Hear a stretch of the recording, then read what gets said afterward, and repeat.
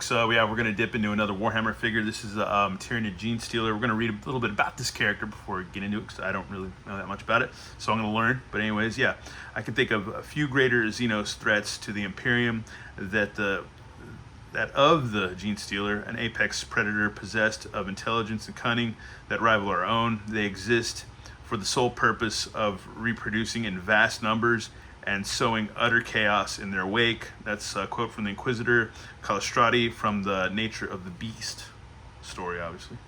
And let's see, a Genestealer, Corpororaptor hominis, is a bioform of the multi-species Tyranid race that was genetically designed by the hive mind for the infiltration of other intelligent species settled worlds.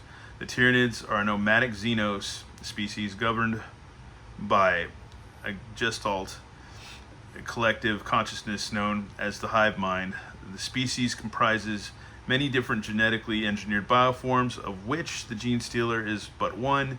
Genestealers are capable of using their unique parasitic reproductive cycle and psychic abilities to establish the so-called Genestealer cults on Imperial worlds. These cults are used to support High Fleet assaults by infiltrating the human world's society and military defenses from within. Genestealers serve as the vanguard organisms of the High Fleets and the first Tyranids to be discovered by the Imperium. Their true nature is obscured by a confusing multitude of legends. They are known as Snatcher Devils on some Imperial worlds, Cave Nightmares on others, and Clawed Changelings on yet more. And there's more to read than that. There's a lot of, actually, yeah, there's about it. That's it on the Warhammer fandom, or Warhammer 40k fandom. Anyways, I'm going to shut up, and we're going to open this figure and check them out. Oh, but before we do that, check out the side of the box. You got some photo, art, and then another photo. Cool art on the side of the side corner of the box, and that's pretty much it from Mcfarlane Toys.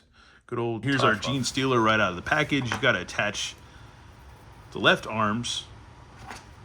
Got two of them, two extra ones. So yeah, there you go. Anyways, we got to attach those, and yeah, you can get this thing to stand. So right out of the package, so it's not cool. It's crouched, but yeah. Yeah, let's go ahead and do that real quick. We'll just snap those on real quick. I don't know if it really matters, does it? Which one goes which? I think one's shorter than the other, so yeah. Either way, we'll just kind of get this going. There we go. That's pretty easy. And then, yeah. Let me see. All right, there we go. Cool, man. Cool, freaking cool. It doesn't have a tail. This tail kind of just, it's like a weird tailbone or something that, yeah. I guess if it's, because their armor can I think their claws can tear through armor, to be honest with you. I should have read more about that. I think there's another wiki I read where, yeah, their claws can tear right through freaking armor. And yeah, it's pretty cool figure. This is probably one of the cooler figures of that Warhammer 40k line. And the details are neat. Look at the feet. It's a really cool figure. Because mainly, I don't know, a lot of the Warhammer characters are just straight soldiers and stuff, even though there's other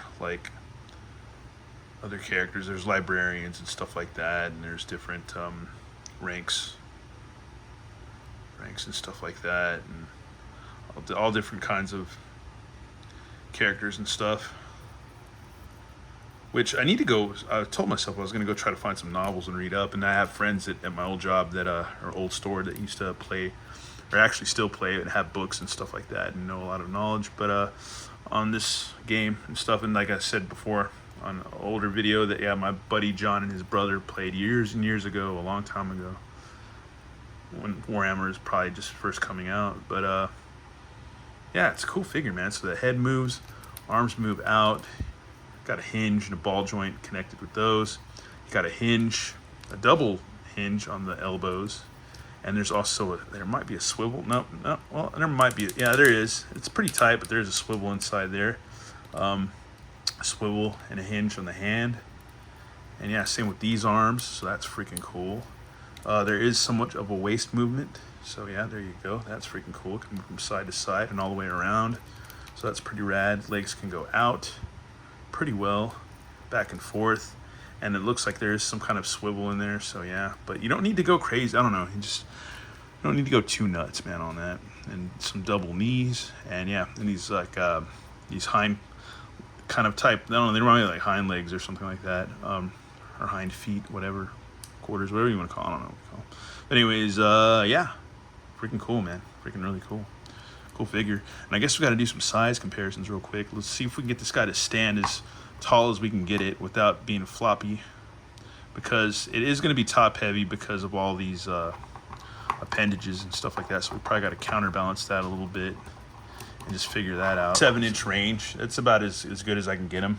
At least like 7 inches or so. So there you go. Right there you have a Playmates April O'Neil, a reaction figure from Super 7, and Storm Shadow from G.I. Joe Classified series. So if that helps you with you know, size comparisons or scale. Next to a Raven Guard. Is it a Veteran Sergeant? I think so, yeah, Raven Guard Sergeant. And yeah, pretty freaking big creature to, like, yeah, these will look like they can definitely take out, like, if you don't have enough weaponry, or if you don't shoot them on contact or try to blow their brains out, that, yeah, they're gonna give you a hard time. And since their claws can dig through metal and stuff like that, the armor that they have, then yeah, it's you really want to be good aim, you know, have a good aim, be a good shot, and be able to, yeah, also hack through their bodies or whatever with that stuff, hopefully with the chainsaw sword or whatever. But anyways, yeah, that's a look at our Tyranid Genestealer. We'll try to get some kind of crazy pose out of him and then just be done with it. We have it pretty much ready to give our Raven Guard Sergeant yeah, a hell of a time. And yeah, this thing's awesome. It's pretty freaking awesome. Yeah, you can, I don't know, if you work with it, you don't have to use the little Warhammer hockey puck stand. You can actually work with it and counterbalance it, and it does pose pretty well. But yeah, and it scales nicely with them. I mean, they're supposed to scale together anyways, because same universe. Anyways, yeah, that is freaking cool, man. I like these.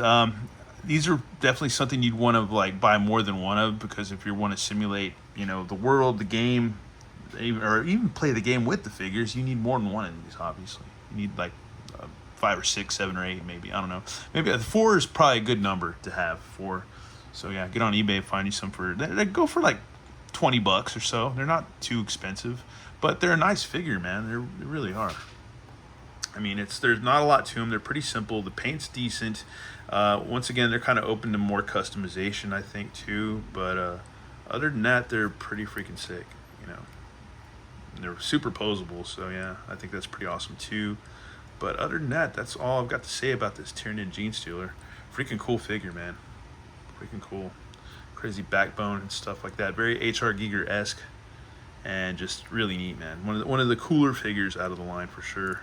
I mean, they're all cool, but this one's pretty freaking cool. It's the stuff of nightmares. Anyways, once again, thanks for watching. Have a good one. All right, later.